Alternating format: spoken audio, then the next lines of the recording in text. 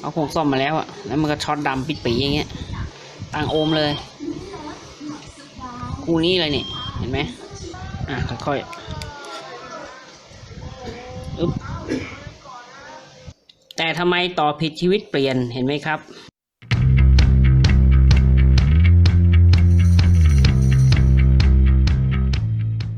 นี่ก็มันคลิปง่ายๆนะครับซ่อมปลั๊กไฟนะครับที่ผมแกะออกมาแล้วก็ออกมามันก็มีสายพันๆกันอยู่ตรงนี้กับตรงเนี้ยเนี่ยเอาคงซ่อมมาแล้วอ่ะแล้วมันก็ช็อตดำปิดปีอย่างเงี้ยพอวิธีต่อก็ไม่ยากเลยถ้าเราเจอสวิตช์3 ขาแบบเนี้ยเราจะทำยังไงเราจะต่อสายไหนเราจะดูยังไงเขาก็มีด้านเข้าจากฟิว1 ด้านนะครับด้านเนี้ยต่อสายไฟออกไปข้างนอกส่วนอีกด้านหนึ่งจะต่อกับอันไหนอันนี้หรืออันนี้ง่ายๆเลยนะครับเปิดสวิตช์เห็นมิเตอร์นะต่างโอมเลยคู่นี้เลยนี่เห็นไหมเวลาเปิดสวิตช์ปุ๊บแสดงสวิตช์เสียด้วยเนี่ยเห็นไหมดูนะสวิตช์เสียหูดันนะอีกเห็นไหมดันให้มันแน่นใช้ได้สวิตช์มีปัญหานี่ถ้าเราต่อผ่านสวิตช์อันเนี้ยมันก็จะใช้ไม่ได้เห็นไหมถ้าผมไม่ดันทีก็ได้ทีก็ไม่ได้เดี๋ยวมีปัญหาส่วนอีกเส้นหนึ่งมันเข้าตรงอยู่แล้วจะเป็นอย่างนี้ที่ต่อก็คือมันจะเป็นอย่างนี้มีเส้นหนึ่งแล้วก็ไอ้นี่เส้นหนึ่งแต่เขาเนี่ยสวิตช์มีปัญหาเดี๋ยวเราลื้อสวิตช์มาซ่อมกันดีกว่าจริงๆถ้าหาเปลี่ยนก็ตัวไม่กี่บาทหรอกแต่ถ้ามันไม่มีก็ลื้อมาดูแล้วกันเผื่อทำได้ก็ทางที่ดีถ้าจำไม่ได้ก็ถ่ายรูปไปก็ได้นะครับแต่มันก็ไม่มีอะไรน่าจะจำได้นะโอเคลื้อเลย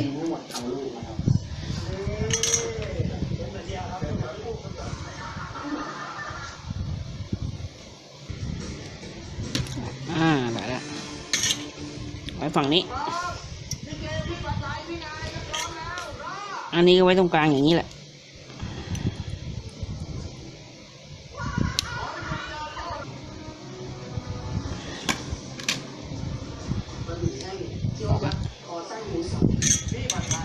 นี่ก็รอนิดนึง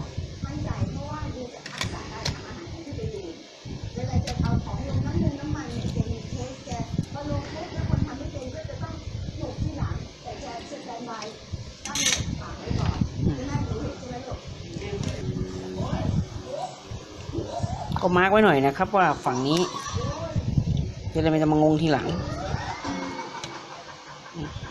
มาร์กให้รู้อะ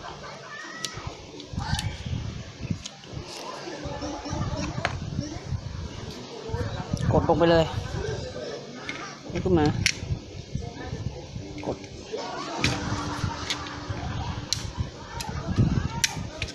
ได้แล้วอยากมาเย็นออกแล้ว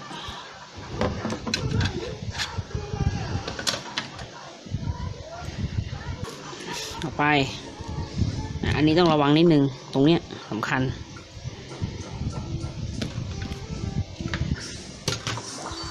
ถอดตรงนี้เมื่อกี้ขาไหนมีปัญหาขานี้มีปัญหาใช่ไหมขานี้มีปัญหานะพลิกมาก่อน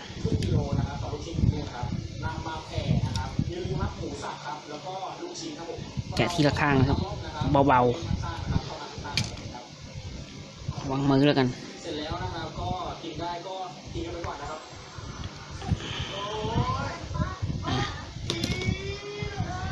ค่อยๆอึ๊บวางไว้ท่านี้แบบนี้เลยก็จะได้ไม่งงนะแล้วก็มาส่องดูว่าทำไมสวิตช์มันมีปัญหาไม่ค่อยแน่นเพราะอะไร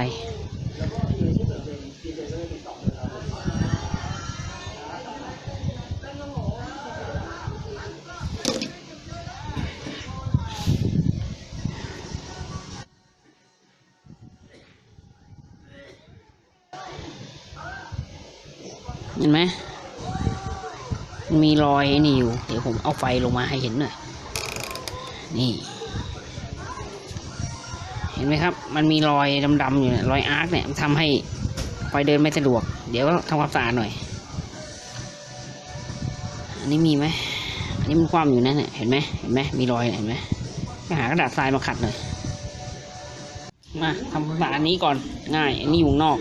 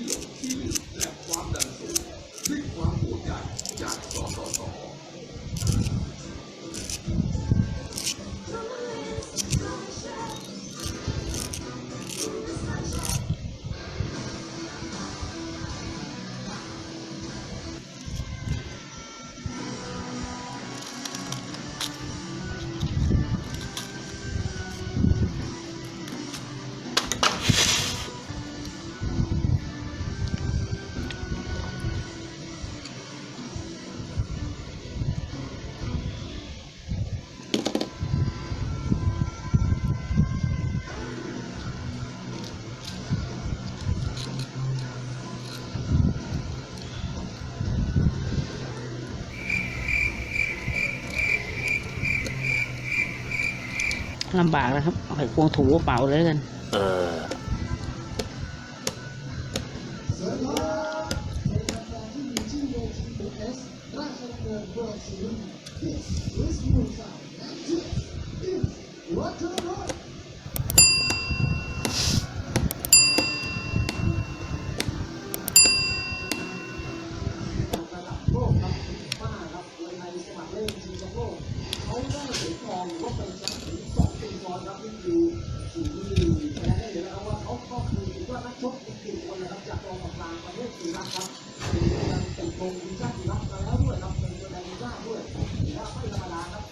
คุณของเขาครับต้องบอกว่าดีกรีก็ไม่ธรรมดาครับนี่คือเรียกเป็นธรรมดาแหละครับของเป็นทีมราชดำเนินในรุ่นนี้ครับ416 ปอนด์ครับ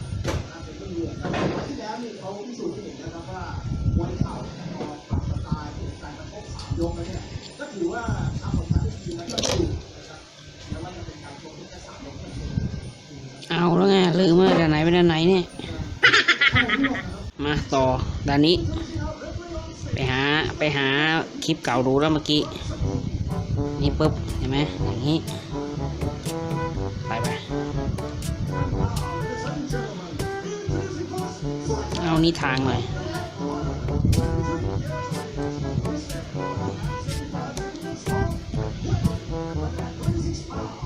กดลงไปนี่แป๊กได้ไหมนี่เทคโอม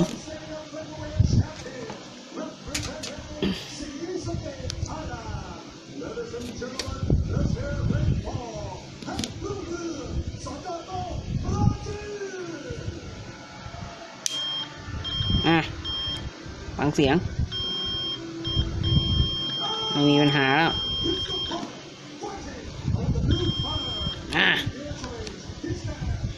ขอแทรกนิดหนึ่งก่อนอื่นเรามาดูวิธีต่อสวิตช์ใช้อย่างไรสวิตช์แบบนี้ต่อผิดชีวิตเปลี่ยนนะครับทำไมชีวิตเปลี่ยนต่อผิดภายในก็จะเป็นแบบนี้ผมต่อขาเอามาให้ดูชัดๆนะครับเนี่ยปากกามาค่อยติดขาเนี่ย3 ขานะก็ที่สังเกตเลยนะครับหลังจากที่เราเปิดสวิตช์แล้วไอ้ขาเนี้ยกับขาเนี้ยจะเป็นอย่างนี้เป็นลักษณะสวิตช์อย่างนี้สวิตช์อย่างนี้ส่วนอีกขาหนึ่งจะเป็นอย่างนี้มีหลอดไฟมี R ตัวหนึ่ง R ค่าเท่าไหร่จำไม่ได้นะครับแล้วก็มีหลอดไฟ1 หลอดนี่ขาเนี่ยมีหน้าที่ต่อให้แค่ไฟ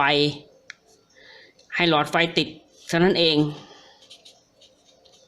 มีหน้าที่ต่อไฟเลี้ยงให้มันครบวงจรจากการนี่อันนี้มีไฟเข้าเนี่ยเข้ามาเนี่ยไฟเข้ามาทางนี้พอสับสวิตช์โป๊ะเห็นไหมโป๊ะออฟอะไรออฟอันนี้ก็นี่ถึงการปุ๊บไฟนี้ก็ติดแล้วก็ต่อไฟอันนี้ไปใช้งาน กับตัวนี้นี่ไฟก็มาจากลายนิวตันของไฟบ้านอะไฟเข้ามาทางนี้ อันนี้ก็ออกไปใช้งาน ก็มีประเด็นก็มีอยู่แค่นี้ แต่ทำไมต่อผิดชีวิตเปลี่ยนเห็นไหมครับ อันนี้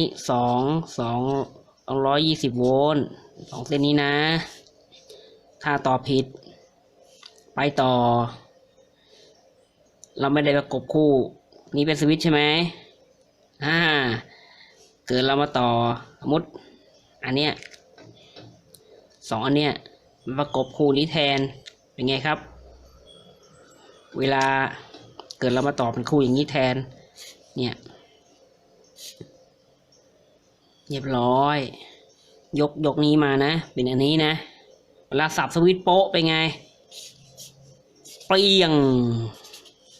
ไฟดับทั้งบ้านครับอันนี้ก็เป็นที่มาของถ้าต่อผิดชีวิตมันจะเปลี่ยนแบบนี้โอเคก็ไปดูคลิปต่อไปเลยนะครับนี่มาร์กตรงกันอยู่ใส่ไปเลยจัดไปแล้วใส่ก็ไม่มีอะไรนี่เลยกดลงไปแค่นี้แหละ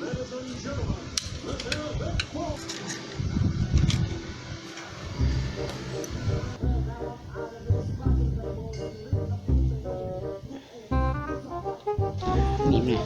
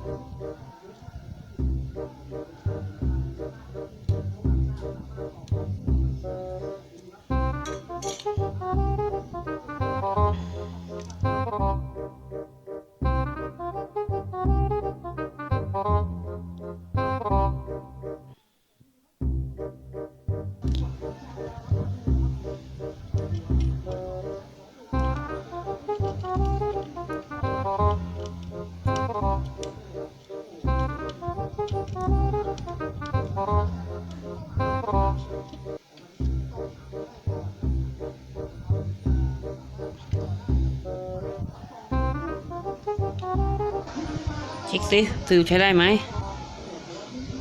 โอเค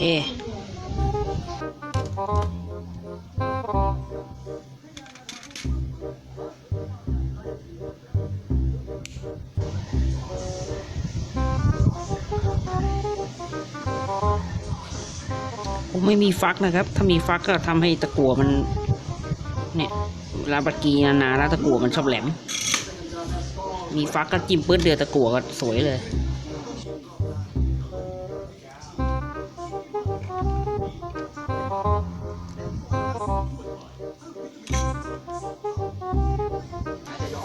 เนี่ยเห็นไหมไม่มีฟักแล้วตะกั่วจะเป็นอย่างเงี้ย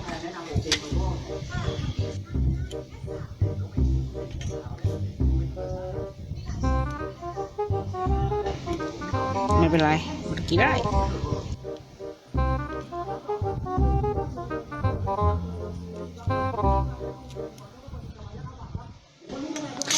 ร้อนโอเคติดงั้นก็ตรงนี้ลงตะกั่วหน่อยตามระเบียบมันจะได้บักกีง่าย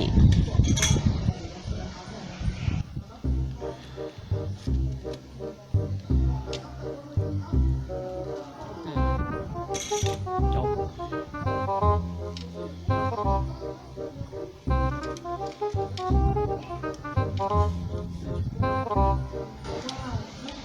นี่เราก็ปิดฝานะครับจัด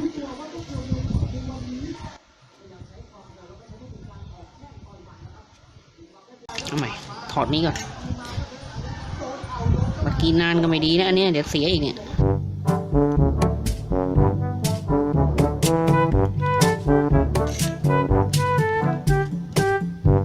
จัดน้อยมันจะได้แลดดีหน่อยเนี่ยสายไม่ไขว่อ่ะเห็นไหมเอาลงแบงล่างนี่อันนี้ก็อย่างนี้ดีอ่ะดีดิ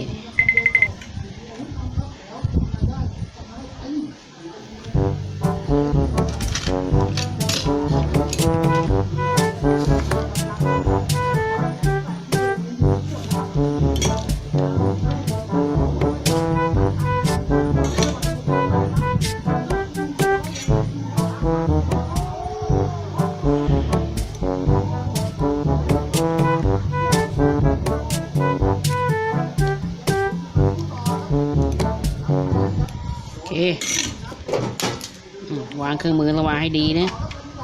อย่างผมเนี่ยวางมั่วกันแค่เสร็จปุ๊บวางเลย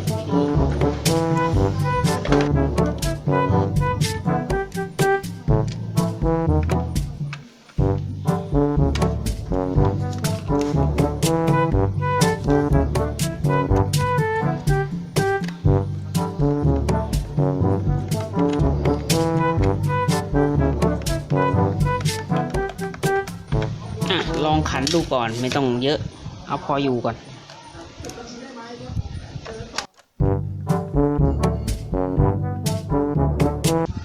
เดี๋ยวขออนุญาตไปเสียบปลั๊กดูก่อน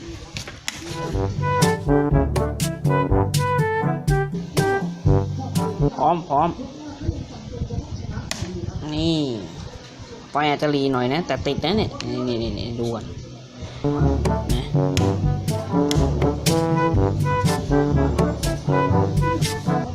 วัดโวลต์ดิ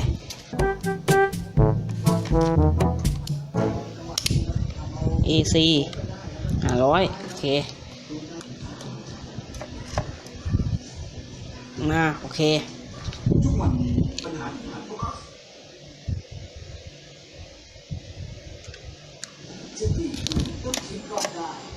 สำเร็จก็ฝากติดตามด้วยนะครับมีงานซ่อมเล็กๆน้อยๆง่ายๆมั่งยากนิดๆหน่อยๆมั่งถ้าผมทำได้ผมก็จะมาลงคลิปไว้ให้ดูนะครับต่อเป็นความรู้ที่แบ่งปันกันนะครับฝากกดติดตามช่องสารพัดจัดมาทำด้วยนะครับขอบคุณครับสวัสดีครับ